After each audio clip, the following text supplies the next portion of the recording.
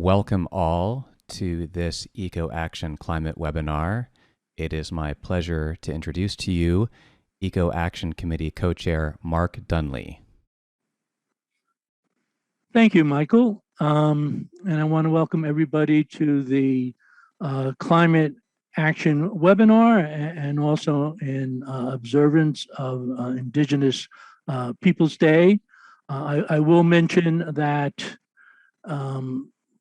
right now we are seeing,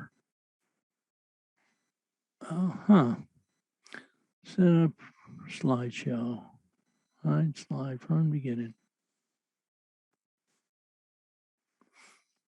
Okay, I will note that right now we are seeing people in DC and the People versus Fossil Fuels, which I know the Indigenous Environmental Network is quite active with, and one of the lead sponsors, along with the Build Back Fossil Free campaign, which the EcoAction is committed. October is going to be a very critical month, both in the United States and worldwide. Both with the COP26 gathering in Glasgow and the ongoing fight to try to get Congress and the Democrats to come to agreement as to what type of green economic stimulus they are going to provide. We're going to talk about COP26, the World Climate Meeting, which is taking place from November 1st to 12th in Glasgow, including the Worldwide Day of Action on Saturday, November 6th. But first, we'll have some presentations on the right of nature, which is a platform proposal made by EcoAction to the National Green Party. And our first speaker will be Lizzie Adams, presenter on the rights of nature from EcoAction. She'll be followed by Tom Goldtooth, who's with the Indigenous Environmental Network, and I'll go back and introduce each of the speakers as we get to them. Howie Hawkins, who is the 2020 Green Party presidential nominee, will talk about the Eco-Socialist Green New Deal. I will come back and talk about COP26, and Faith Longo, also known as Sonali Hasilwa, and I didn't quite get that right. And she is a Cherokee Sacred Pipe Carrier and a member of Green Party Indigenous Caucus, which is in formation. And Faith, besides presenting a bit, will also provide us with a closing ceremony. And then we will open it up to questions and answers, and hopefully be finished a little bit after 9. But at this point, I want to turn it over to Lizzie Adams, who is going to talk about the rights of nature from EcoAction. And thank you all for joining. And we will have time for questions and answers later. Greetings. Can you hear me? Yep. Great. This is Lizzie from the EcoAction Committee, speaking from the lands of the Timucua Territory in Florida, a state that horrifically celebrates Columbus Day, despite our Green Party of Florida legislative efforts to remove colonizer and Confederate state legal holidays. So if we could, friends, please take a moment to acknowledge the ancestral lands that you are coming from in the chat or comments. Greens recognize the destruction of settler colonialism and ask all participating this evening to pause and honor the elders and Indigenous peoples, relatives past, present, and future who, despite genocide and oppression, continue on as some of the wisest among us, carrying traditional ecological knowledge and sustainable Indigenous ways of being. Greens are committed to standing against colonialism, racism, and patriarchy. We have been standing in solidarity here with our Miccosukee and Seminole Florida tribes in their defense of their rights to lands such as those in Big Cypress and the Everglades from assumption by the state from the federal trust. Greens understand, and research has found, that Indigenous peoples who comprise 4 to 5% of the world's population actually protect 80% of the world's biodiversity. With more than 1 million plant and animal species worldwide facing extinction, according to a recent United Nations report, rematriation, land back, and indigenous managed lands are critical on Turtle Island across the whole globe for the ecological survival of life as we have known it. And I am trying to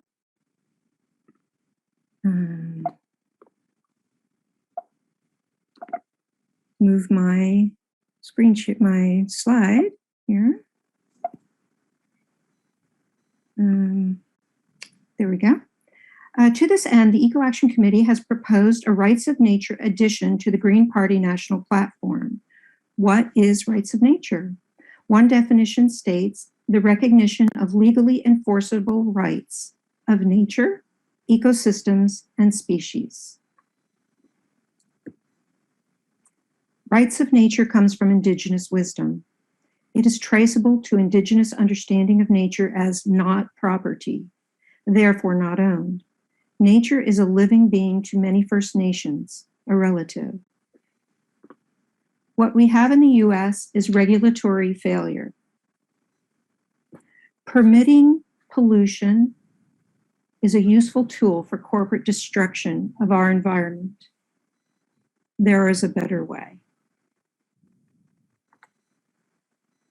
Greens uphold that every US resident, indeed all beings, have a right to clean water and a healthy environment.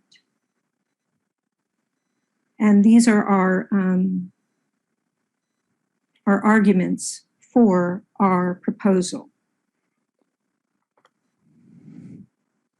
The mission of the EcoAction Committee is to protect and promote ecological wisdom and sustainability. Rights of Nature embraces an Indigenous philosophy of interdependent relations, an ecological wisdom needed more than ever in this heightened time of humankind's delusion of our separation from nature.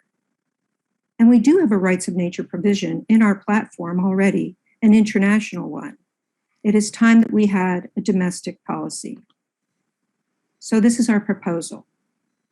We support the adoption of local, state, and federal laws which recognize the legal rights of natural communities and ecosystems, including wetlands, streams, rivers, aquifers, and other water systems to exist, flourish, regenerate, naturally evolve, and be restored.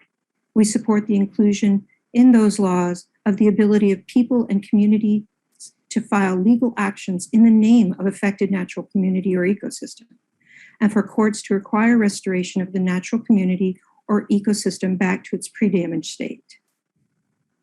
So I'd like you to take a moment, and it's not necessarily a concept that most have heard about before, but this is a new jurisprudence theory and also Indigenous wisdom.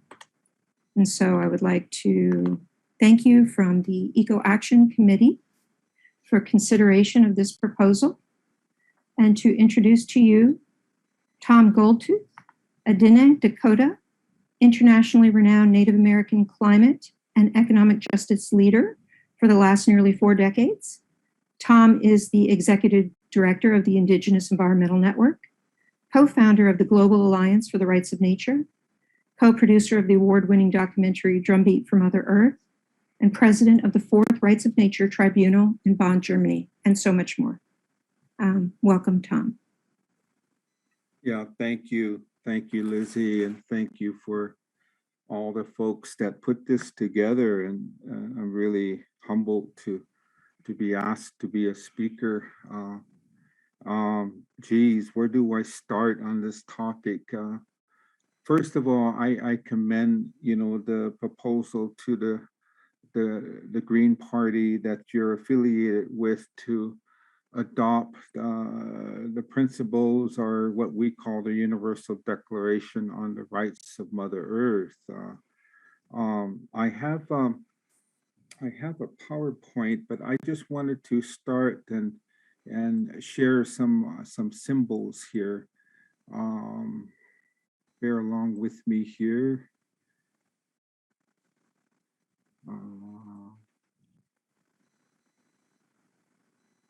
Can you see that?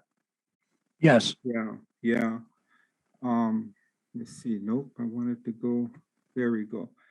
Well, Hamidakiapi in our Dakota language, that means how are my relations? And I think I want to start out to give some concepts to that word relations, because that's the way that I want to share just a brief perspectives that I've been working on, and in consultation with a whole realm of spiritual leadership, elders, and youth as well, women's societies. And, I've been working on environmental justice issues, environmental racism issues since 1990. I've been a tribal manager of a tribal environmental program back in those years, on implementing regulatory, strategies, legal strategies. We have many tools in our toolbox as the Indigenous Environmental Network. I became the director of IEN in 1996 after being involved for a number of years in the formation of a network of really grassroots folks in this country, including Canada and Alaska, that came together to put a halt to this movement of extractive development, mining, and oil and gas extraction, combustion of fossil fuels, toxic chemicals, deforestation. A lot of these issues that traditional families and societies came together and said, hey, we need to put our spirits together, our minds together, our heart, and we need to provide some kind of solution to turn this around. Like I said, I also came into IEN working for a tribal government in developing the environmental protection program. So I'm very familiar with that.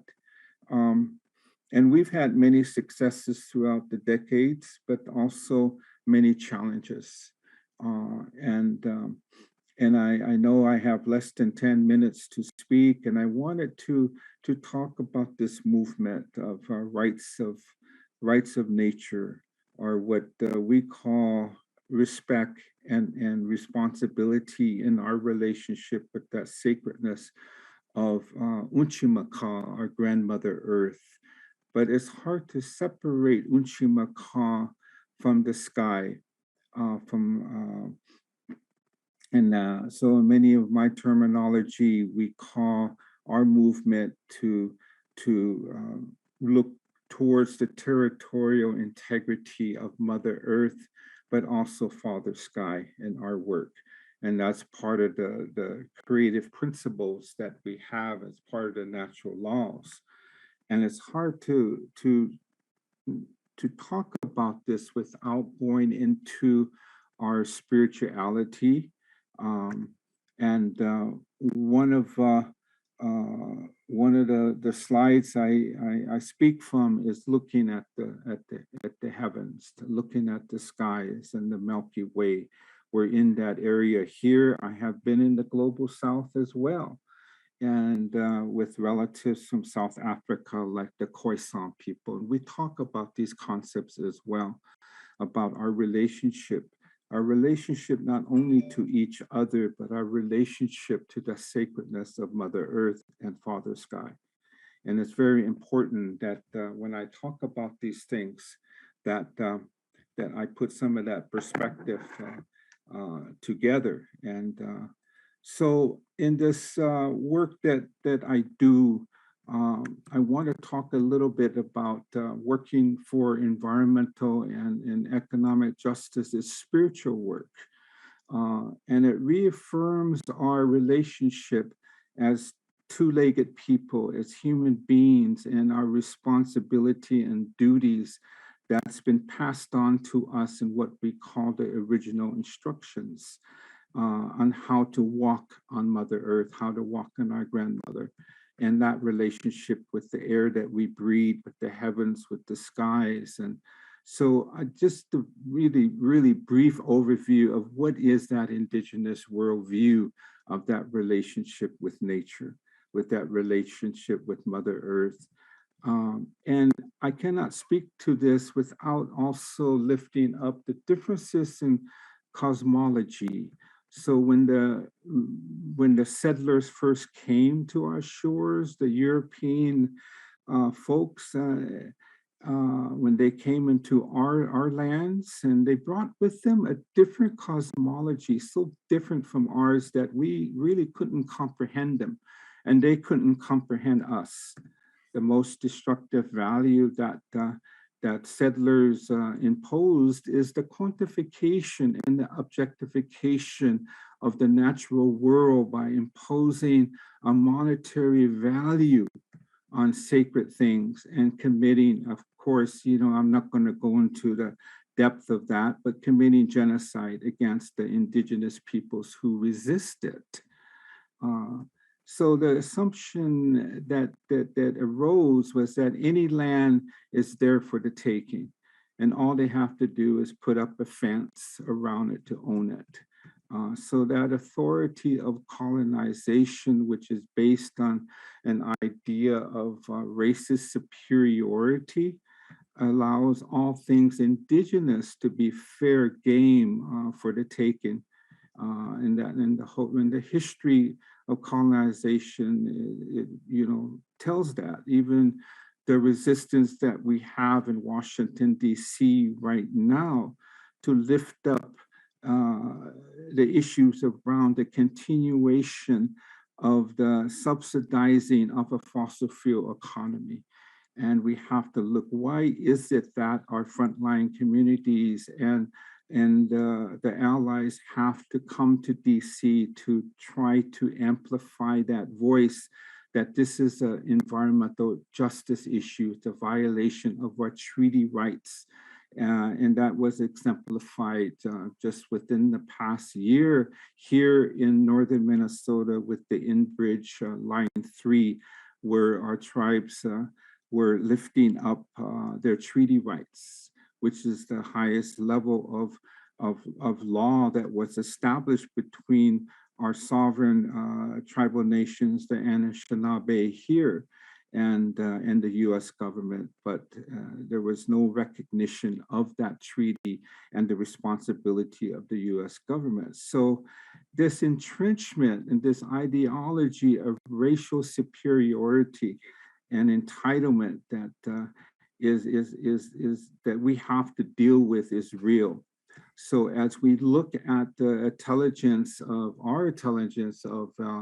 a seventh generation concept, meaning that every decision that we make is with that consciousness of how that decision will impact our world, the people, seventh generation, our future generation, is completely absent from this country's National Environmental Policy Act. It's absent from the Army Corps of Engineers, where we demanded, standing with the Standing Rock Hunkpapa Lakota people when they resisted the Dakota Access Pipeline to go across not only the river, but across the lands where there was no proper and full documentation and assessment of cultural impacts in sacred areas. So we know what this history is, and that brings in dominating societies, concepts of dominion. So as part of this indigenous worldview that I have to talk about, that is embedded within the intelligence of the creator, the great spirit, the great mystery, and that every particle that there is, from the atoms to that form of the little spectrums of energy, that we're part of that integrated whole. We're not foreign from that. So that's something that's really carved in my teachings. And I have to address the issues of no part has dominion over another part. We were not put here to be stewards of anything. Rather, we were all created to live in harmony, to be fully conscious and awake, loving, with that intelligent relationship with all aspects of creation. Even in my Dakota side, Mitakie Owase means all my relations. And that's the power of the good mind. The good mind is the concept of the cosmology of the Iroquois nations, some friends of mine out east.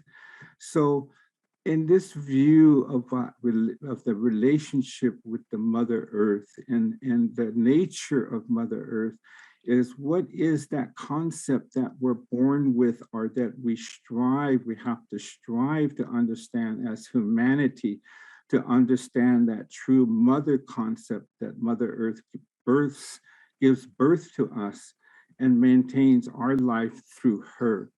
And she's the mother of all things. So when I talk to people about, when they ask, what is your solution, Tom Goldtooth, on this dilemma of this world losing a lot of its biodiversity and resources and continues to mine to the end of the earth? How do we change this around? How do we address the climate crisis? And I always say the root of this is that humanity has to really evaluate what its relationship is to that sacredness of Mother Earth, but deeper than that, the relationship to the female creative principle of Mother Earth, and also with the water of life as well. And part of the movement, as we see for people that are starting to embrace the rights of nature, the rights of Mother Earth, is recognizing the intelligence, the consciousness, the personality of our rivers of life. Excuse me, Tom. Yeah. I just wanted to give you a little time check. Okay. A couple of minutes left. Sorry to interrupt. No, that's fine. Thank So you. the interdependence of humans and nature is primary, and that goes into the structures legally that we're dealing with, is legal systems that give rights to property, rights over the vital natural cycles of life. And that's, someone mentioned at the beginning, Earth jurisprudence. So how do we embrace a new paradigm that is being led by Indigenous peoples? Is that how do we have a system that challenges a legal paradigm over property rights? And even some of the false solutions with climate change right now is pushing carbon trading, carbon tax, carbon offsets, and people don't know that that involves bringing carbon and methane, greenhouse gases, into a market system. And before you can treat carbon as a commodity, you got to determine whose property right that is. So how we place a monetary price on nature is very, very critical on how it creates new derivative markets that only increase the inequity and increase the destruction of Mother Earth. So as IEN, we are opposed to these systems that give more credence to the corporations. They have more rights than our people. They have more rights than the earth does to protect itself. So with that, Earth jurisprudence recognizes the concept that we only have one Mother Earth, and we must stand together in solidarity to protect her. Thank you. Thank you very much, Tom. Our next speaker is Howie Hawkins. Howie's going to talk. Howie was a 2020 Green Party presidential candidate. He's also well known as being the first candidate in the United States back in 2010 to call for a Green New Deal, particularly eco-socialist Green New Deal, in his 2010 race for governor. And he's going to talk about that and also about the Biden climate inaction. So Howie. Well, thank you, Mark. And I'm going to start off with bad news, but I'll try to conclude with some optimism. We're in a climate emergency, and we have to face the fact that there is no emergency climate program on the table in the infrastructure bills before Congress. The Republicans should just be irrelevant to this process because they oppose any spending on climate or any social spending. They're not even a conservative party anymore. They're an extremist party of racism and authoritarianism that believes they should rule as a minority in our society, even though they're losing elections. Yet Biden and the conservative Democrats in Congress want to negotiate with these fascists. So they've negotiated a bipartisan infrastructure bill that is pro-fossil fuels and thus pro-climate destruction. Meanwhile, the Democrats are negotiating with themselves on the Build Back Better reconciliation bill. And the conservative Democrats are winning those negotiations with the progressive Democrats.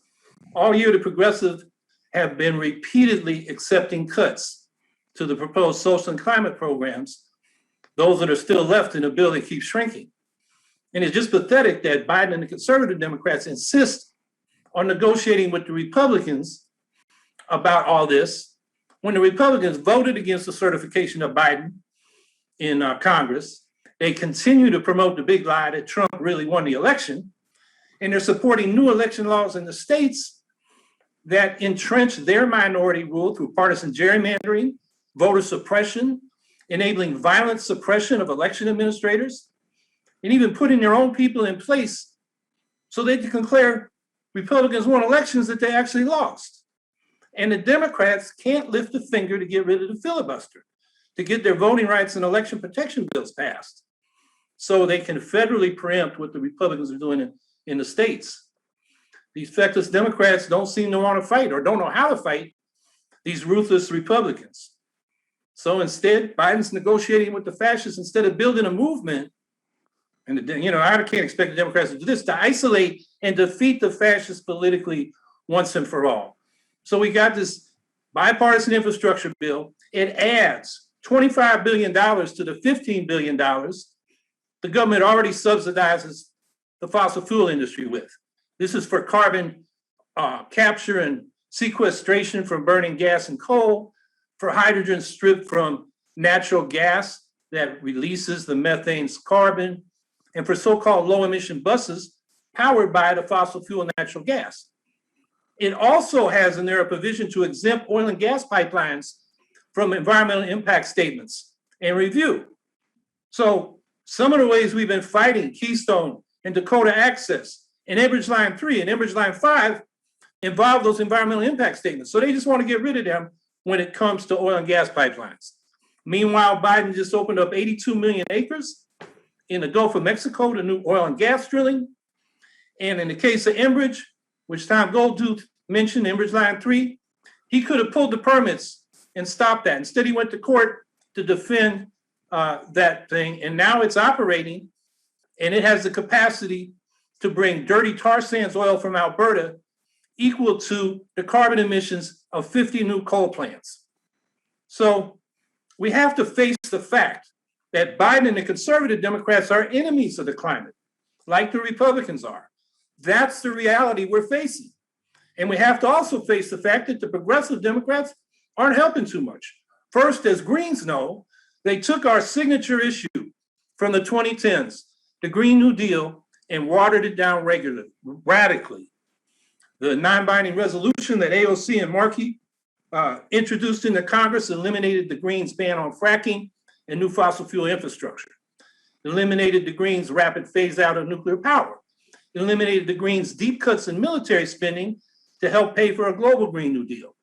They changed the Greens' goal of zero emissions by 2030 to net zero by 2050, which means continued fossil fuel emissions with phony solutions like carbon offsets and carbon capture and storage. And of course, they extended our zero emissions deadline of 2030 to what they call net zero at 2050. And then in the presidential campaign, Biden and Harris ran against the Green New Deal openly. So last March, Biden comes forth with a 8-year, $2.2 trillion American Jobs Plan, but only $800 billion of that was for climate programs. That's $100 billion a year. Compare that to serious Green New Deal proposals. Our eco-socialist Green New Deal proposal we got a budget of $27.5 trillion, And that's, from doing real calculations over 10 years. It's about 35 times more than Biden proposed. Bernie Sanders' Green New Deal was 16.3 trillion over 10 years, about 20 times more than Biden. And in response to Biden, the progressive Democrats got behind the Green New Deal Network's Thrive agenda, which is a 10-year, $10 trillion budget, or about 12 times more than Biden. But what happened? That was last spring. So Biden, with the American Families Plan, the social infrastructure, he was proposing 6.1 trillion. So the progressives said, okay, we'll go with 6.1 instead of 10. And then they went into the budget blueprint negotiations this summer and started at 6.1. And by the end of the summer, they're all voting for 3.5 trillion. And then last week, Biden said, no, you got to come down to around 2 trillion. And the progressives said, okay, we got to come down. So, I'm not sure they're helping us that much. We don't know what climate programs are going to survive in the Build Back Better infrastructure bill. But we know because of what was originally proposed, they got to be inadequate because they're not adding to the funding. And then I don't have time to go into all the problems with what Biden proposed, which means for us as Greens, we got to keep demanding the full eco-socialist Green New Deal in the streets and in the elections. And I mean now, we can't wait for these Democrats to get out of their own way in Congress. It requires an eco-socialist approach, primarily through the public sector with public enterprise and planning, as opposed to the subsidies and tax breaks and other market incentives for private enterprise that are in the bipartisan and reconciliation bills. We need to do what the federal government did during the World War II emergency, when the federal government took over a quarter of the manufacturing capacity of this country in order to turn industry in a dime into the arsenal of democracy to arm allies to defeat the fascists. We need to do nothing less through the public sector now to defeat climate change. And I would add to defeat the domestic fascists in the Republican Party today. We got a better program, it's more popular, and we got to put that out there. So that's the only way we're going to do the rapid transition. Government needs to directly hire the workers and make the products we need to carry out this emergency program.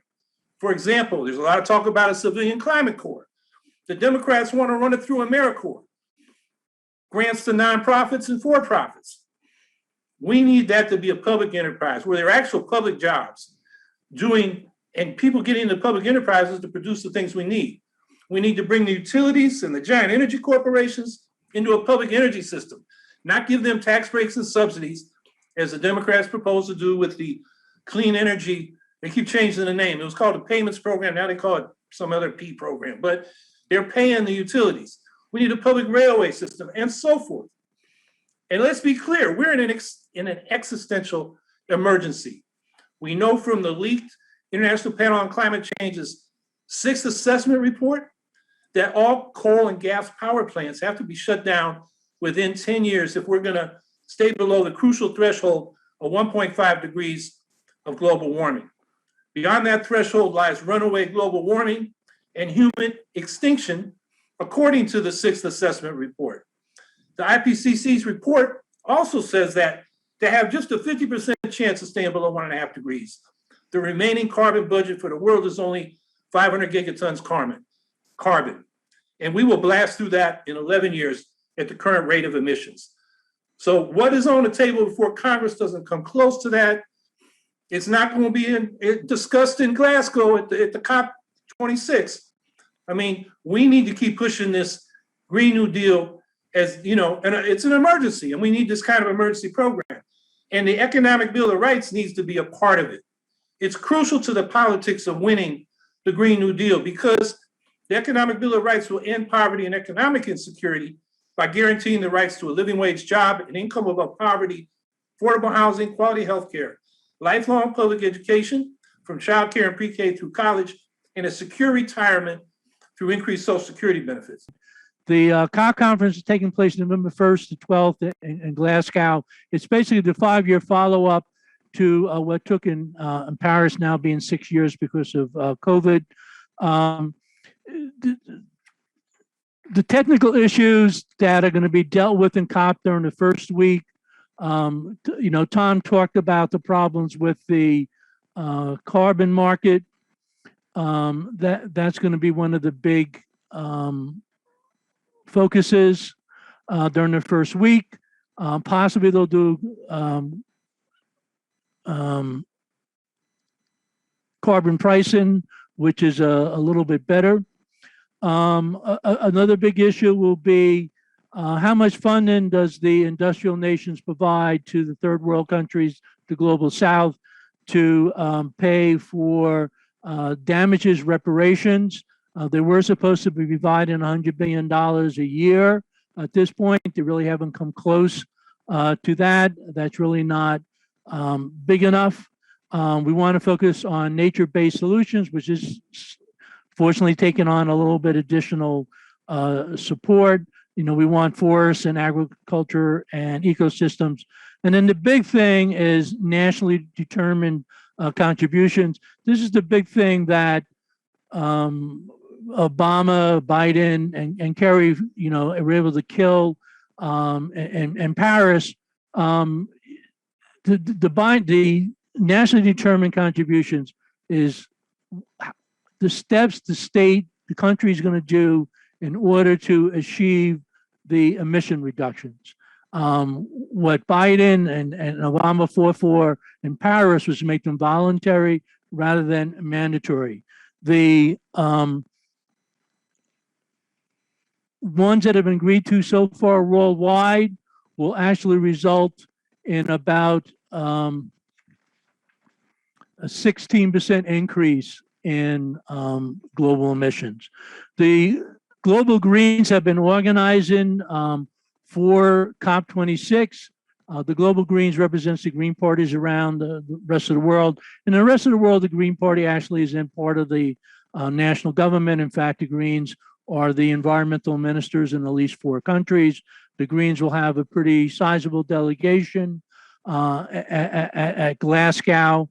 We need climate justice. We need to ensure that the global south and indigenous peoples are at the heart of negotiations. We really need to focus on getting to the 1.5 degrees rather than the 2 degrees. 2 degrees really is what they've agreed to at this point. We need a just transition. We need climate finance. We need more money, for the third world countries. The last thing I will say is that there's a global day of action for climate justice on November 6th. This is all over the world. It's the Saturday. It's the middle of COP26. There's been hardly any planning so far here in the United States for people to do something on November 6th. COP is becoming a much bigger issue in Europe. You assume as we get closer to November, but it's only 3 weeks away at this point, that as the world press begins to focus more on COP26, that the climate movement in the United States will begin to focus more attention on that. So I'm going to stop there, partly because also my slides are not working. And I'm going to introduce Faith Longo,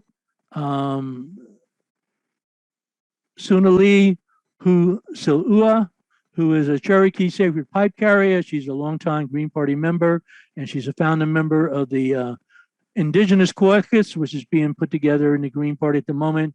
And she's also been active in the march against Monsanto, as well as being a poet. So I'm turning it over to you. Bado, and thank you. I appreciate you inviting me to this forum. And Mark, if you could stop screen sharing. Yeah, there's something wrong. Here we go. Thank you. Okay. Hey. I am Sonali Hasilwa, and I am here to tell you that Indigenous wisdom is ecological wisdom. And because of that, I have been involved in the forming of an Indigenous caucus to bridge the gap between Native Americans and US politics. We are the stewards of Mother Earth. And we, no matter what part of the world we stand upon, we have passed on the wisdom of how to walk upon the Mother Earth softly from generation to generation. We have waited for our voices to be heard. And I am hoping, I have been working for years as the recruiter for the Indigenous Caucus for the Green Party, hoping to bring our voices to the politics of the future. The Green Party is the one that I feel that would always have always heard us. That is why I have been a Green Party member for ever since I have been registered. And I feel like they're the ones that would understand of people that revere the very earth that is being polluted by modern industry. We have to be part of that conversation. We have to be part of the future. It is time for us to share the red road as we were instructed. And that we have to do for the next 7 generations, for our next 7 generations, for everyone's next 7 generations. That as Tom has spoken, that is part of our original teachings. And that original teachings isn't just for us, it's for everyone. And everyone has to listen. This caucus is our way to reach out to Native Americans and Indigenous all over the world, whether affiliated with the tribe or not. And so I wanted to speak about that and to let everyone know that there is a sign up on the website for the caucus, which is still forming, but we need everyone's support. We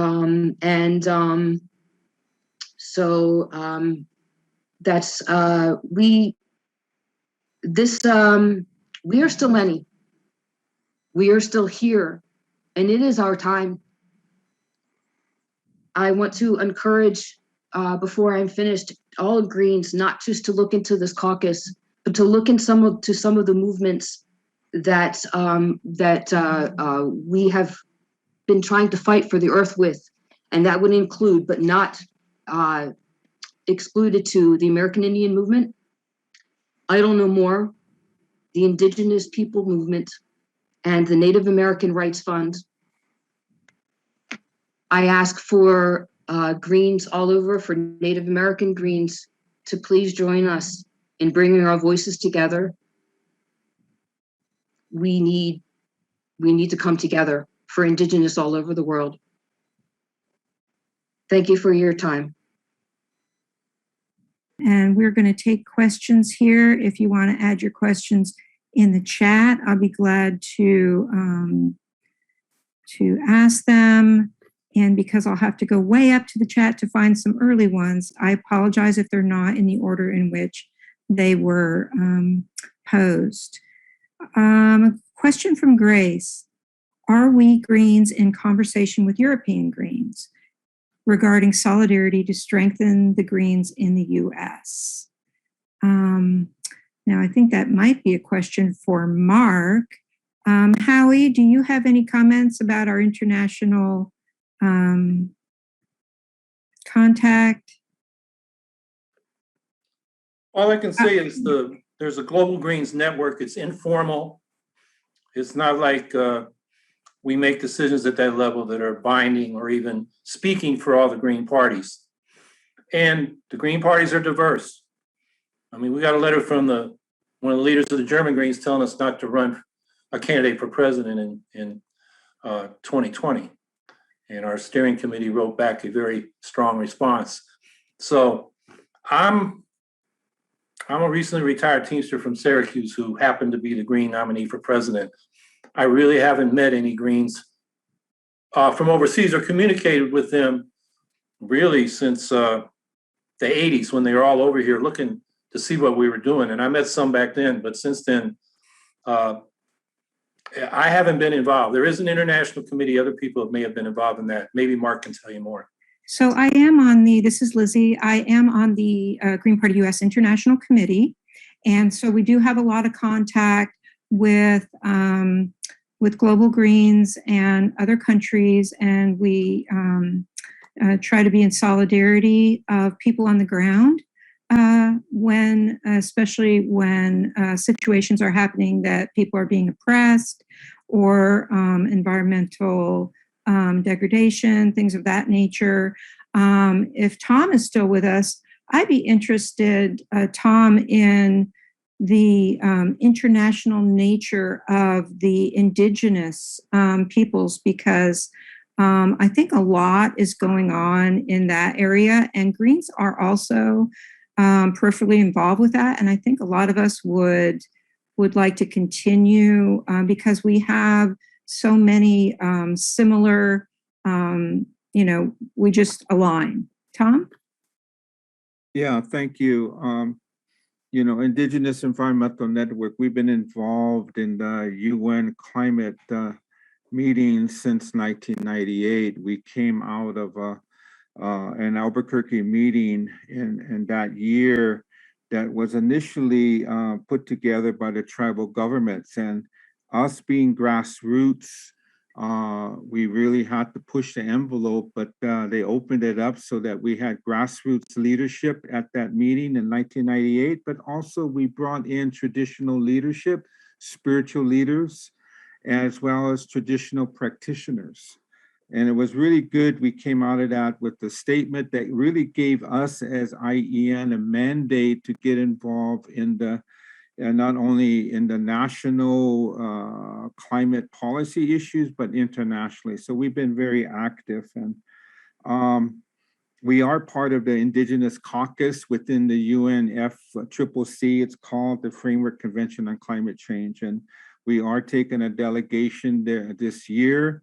We tried to push the UK and the UN to postpone this meeting, but because we're concerned that there's not going to be enough of our brothers and sisters from the global south to be able to make it because of the pandemic, because of issues on quarantine, and it's just like we don't think this COP is legitimate in that. But we have consulted with our brothers and sisters from the south. We're pretty united when we come to the climate space, and they said, hey, if we can't be there, and if you're able to be there, folks from the north or wherever, you need to go.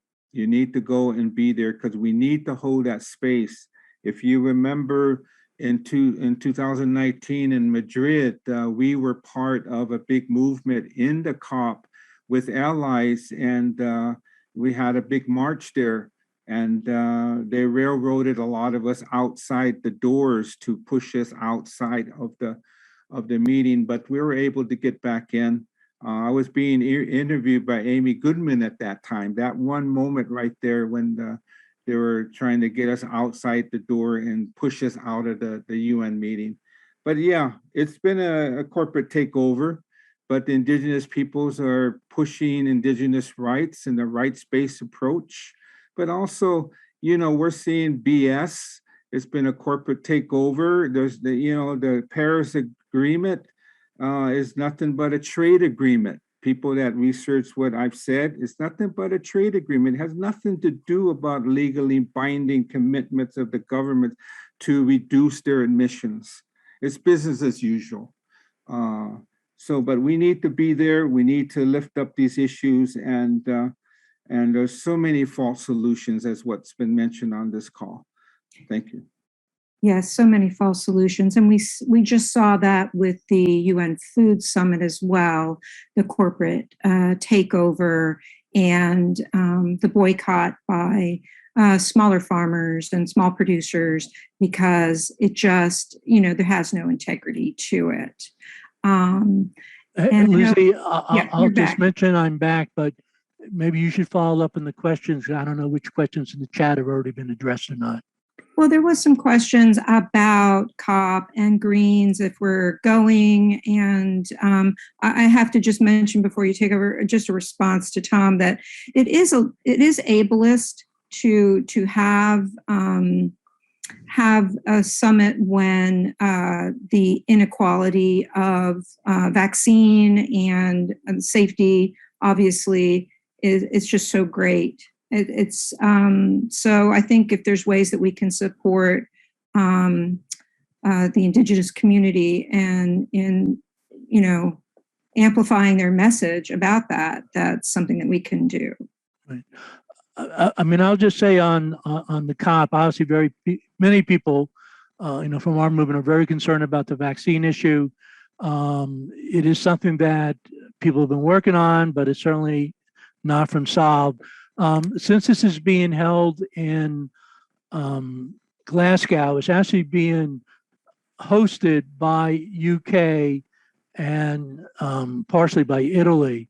And the Greens in UK are among the more progressive worldwide in terms of their position on climate change. To be honest, some of the others are a little bit more moderate.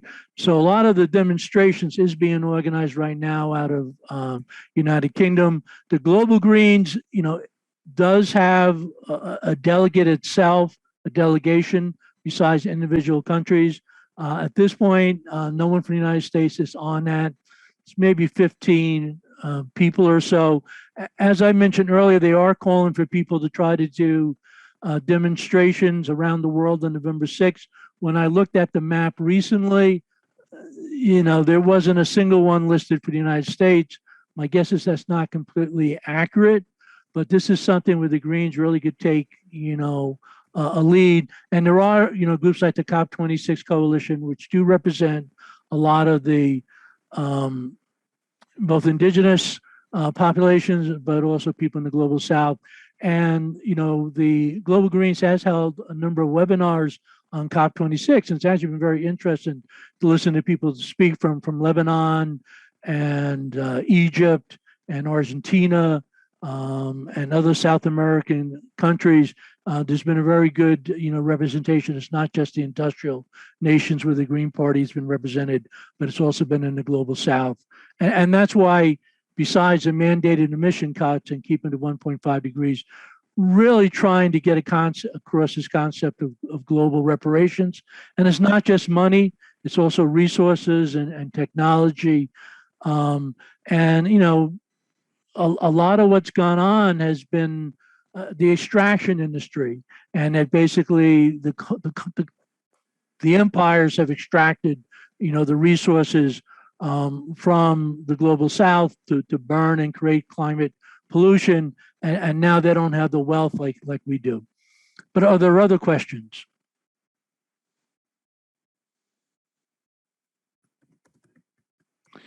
If not, do any of the speakers want to have any closing remarks? You can check out our EcoAction webpage, Green Party United States. I do really urge people to follow what's going on with the people versus fossil fuels in DC right now.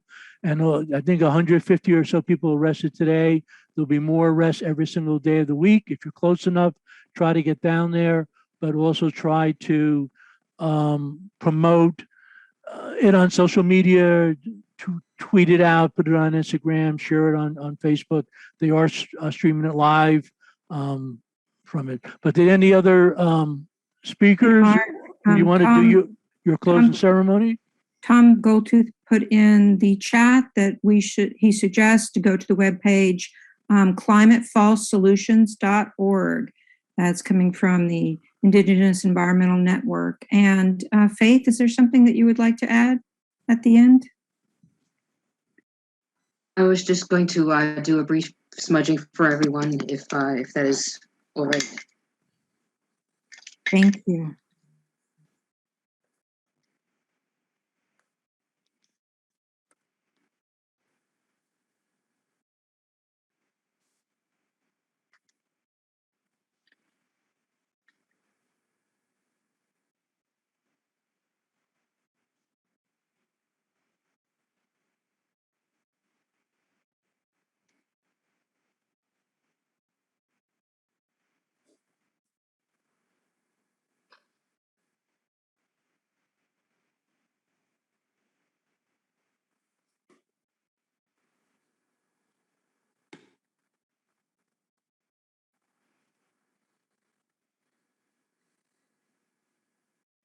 For all my relations, I thank you for this day. I thank you for hearing us.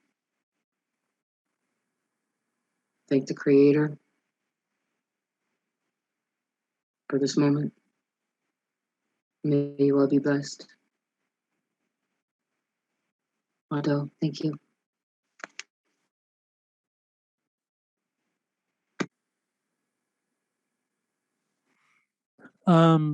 Thank you, Faith. We are going to have an EcoAction Committee meeting at about 9:10 for EcoAction Committee members who want to remain on. Otherwise, I guess, thank you. Unless any other speakers have any final words, check out the gp.org national website, and you can also share this. It'll be on the Green Party National Facebook page and YouTube page. Sorry for some of the technological glitches that occurred. Apparently Zoom didn't like what we were saying or something. And thank you very much for all the speakers. This really came together at the last moment. But because we were having a committee meeting tonight, we thought it'd be good to do something for Indigenous Day and to kick off some additional work on climate change. Really want to thank Michael O'Neill, who is the, communications director for the Green Party, for stepping in to help us out. And thank you, Lizzie, for all the work that you did in trying to help recruit some of the speakers for this evening. Lizzie, any final words? Thank you all so much. And if we can honor our Indigenous relatives and understand that despite the president's proclamation to imagine what it would be like to share a special observance for you with your oppressor colonizer and how inappropriate that is. So we still have a long way to go. I've heard that from a lot of Indigenous persons on social media today. So I just wanted to share that. And thank you all for coming, and keep the work. This next month is going to be very important. So stay tuned.